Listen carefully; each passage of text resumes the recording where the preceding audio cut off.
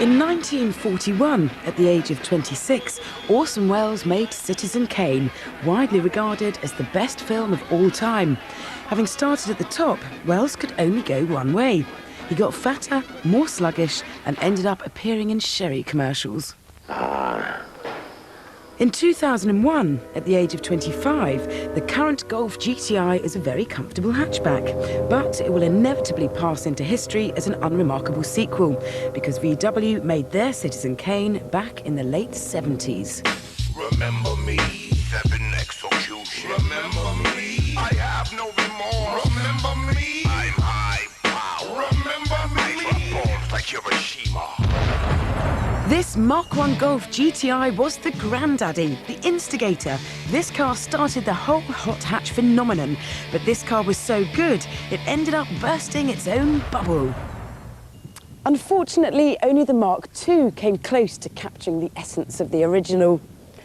Now the Golf GTI has gone the same way as dear old Orson.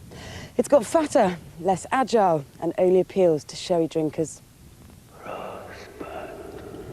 The tingle in your trousers that VW's GTI badge caused has been missing for a very long time. But now it could be back. Ladies and gentlemen, may I introduce you to Volkswagen's modern-day take on that classic Mark I Golf, the Lupo GTI. So come on, feel the noise. Girls, grab the boys. We'll get wild, wild, wild. As we talk. The GTI badge isn't an empty promise. Borrowing Big Brother Polo's 125 brake, 1.6-litre engine, you're taken to 60 in under 8 seconds. Strap a deck chair to a stampeding elephant and you get the picture. Just hold on tight and enjoy. It's frisky, especially mid-range. Everything about this car is on the racy side, from the super quick steering to the sporty gear changes.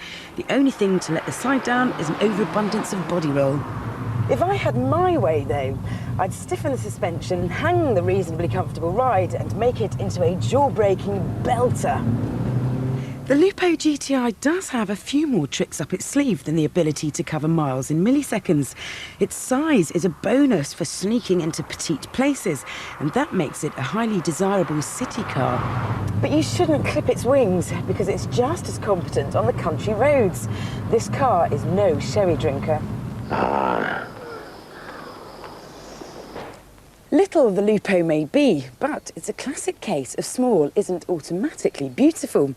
These bug-eye front lamps make it look as though someone has shoved a chili pepper up the Lupo's bottom, which I suppose in a way they have, but it shouldn't look so surprised at having been spiced up.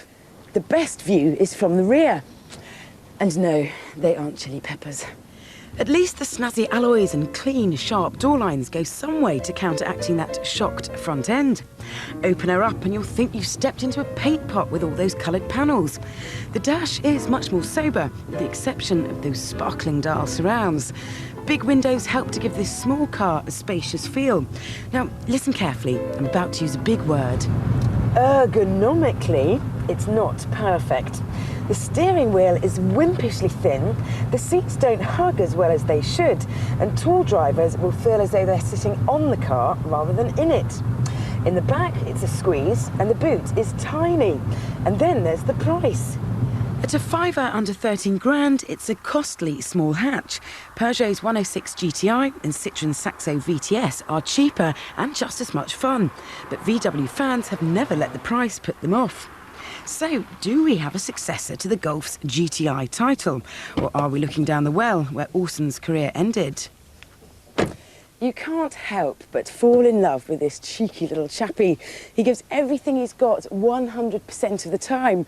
Great for the city, great for the country. He really is the best thing to come from VW's GTI stable in a very long time.